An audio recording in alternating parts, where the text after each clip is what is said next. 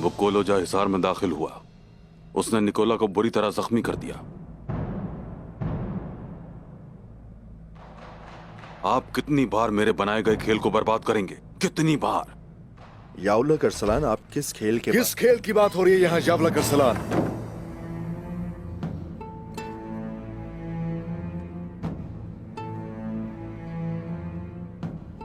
मेरा ख्याल था कि तुमने अपना रास्ता बदल लिया है उस्मान। अब क्यों आ गए तुम यहाँ? जो लोग बैठकर बात करते हैं तुम्हें तो वो पसंद ही नहीं है। मेरे बगैर अगर कुछ करना है तो जरूरत नहीं है यहां आने की।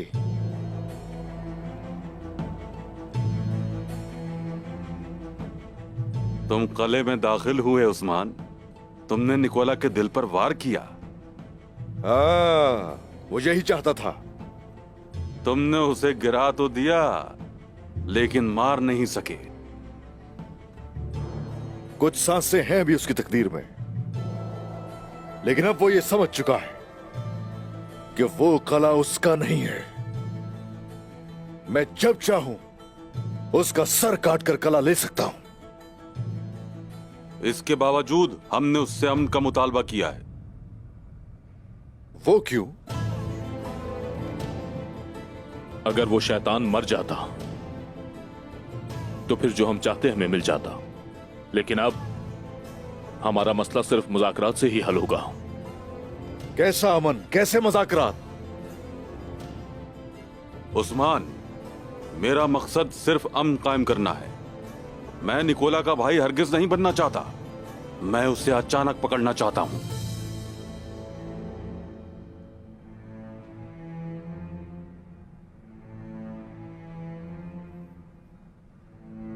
वो जिसके कले पर हमला हुआ, जिसके सिपाही मर गए, वो निकोला बजाय गुस्से से पागल होने के वो अब हमारे साथ अमन कायम करना चाहता है।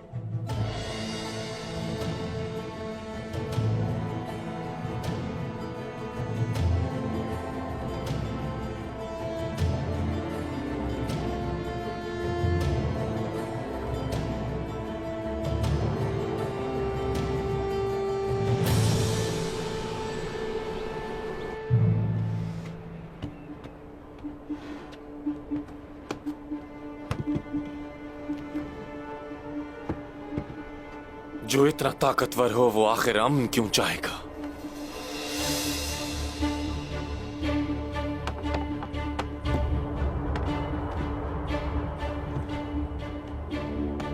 इन उड़ते शोलों को बाहिफाजत सऊद पहुंचा दो। फलातेउस जानता है कि आगे क्या करना है।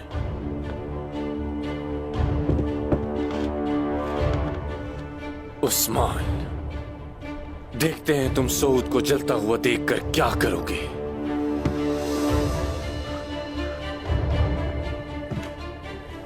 तुम बस छोटी मोटी फतह हासिल करके खुश होते रहो और मैं अपने असल मकसद की जानिब बढ़ता जाऊंगा।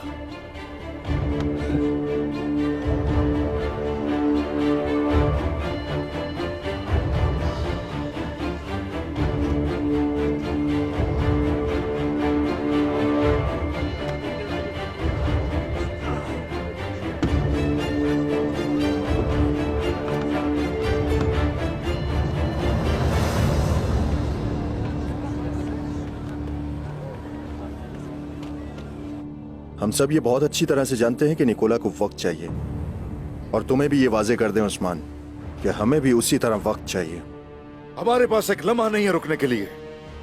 आप लोग यहां बैठकर अमन की बातें कर रहे हैं और किसी को खबर भी नहीं कि वो हम पे हमला करने वाला है। अब फिर तुम्हें यह खबर कहां से मिल गई उस्मान? छोड़े इसे, खबर कहीं से भी मिली हो। गौर से सुनिए जो मैं कहने वाला हूं। बस बहुत हो गया उस्मान। उस दिन तुमने जिरगे में खलल डाला, मगर मैं तुम्हारे बाबा, चाचा और भाइयों की वजह से खामोश रहा। एक लफ्ज नहीं कहा मैंने। लेकिन अगर तुमने मुझे रोकने की कोशिश की या फिर तुमने कोई ऐसा काम किया जिससे अमन को खतरा हुआ तो मैं... बोलो, चुप क्यों हो गए उस्मान? बोलो, क्या करोगे? हाँ? उस्मान, उस्मान, तुम क्या समझते हो कि हम बच्चे हैं कि वो हमें अमन का कहेगा और हम उसकी इस बात पर यकीन कर लेंगे? भाईजान, नहीं उस्मान, ऐसा नहीं है। जब हम अमन की बात कर रहे हैं तो वो सऊद पर हमला नहीं करेंगे। जब तुम्हारे चचा और भाई हम की बात कर रहे होंगे, मैं इन अगोल पर हमला कर दूंगा। अच्छा, ये खेल है अब तुम्हारा। हाँ, मैं आज यहाँ पे यही बात बताने आया था। ये बहुत खतरनाक खेल है यावलकर सलान। तुम मुझे और चाचा जान को एक जख्मी दिल वाले शख्स के गले में जाने को कह रहे हो, और उस पर आप पीठ पीछे मंसूबे बना रहे हैं। आप फिक्र ना करें साउची साहब, निकोला में इतनी जुर्रत नहीं कि वो मेरा मुकाबला कर सके।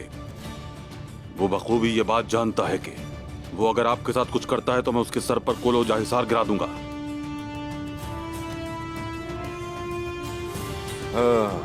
आप सब यहाँ गलत सोच रहे हैं। आज दिफा करें सौत का, कलूजा हिसार कल ले लेंगे, एनागोल को बाद में देखेंगे। मैं जब इनो गोल हासिल कर लूंगा तो क्या निकोला कोलोजा हिसार रख सकता है? बताओ उस्मान। एनागोल को आप हासिल नहीं कर सकते। उससे सिर्फ ये होगा कि चचा और भाई मुसीबत में होंगे,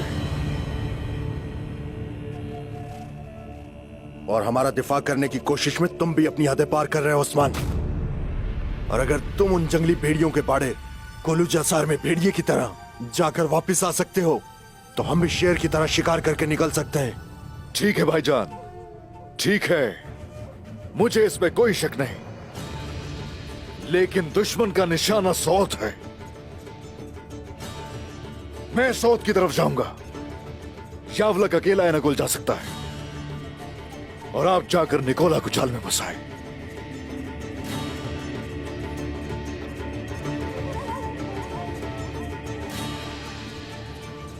लेकिन याद रहे, निकोला के सामने जब आप बेबस हो जाएंगे तो फिर आप वहां खुद देखेंगे कि किस तरह आप दोनों को वहां मैं बचाने आऊंगा।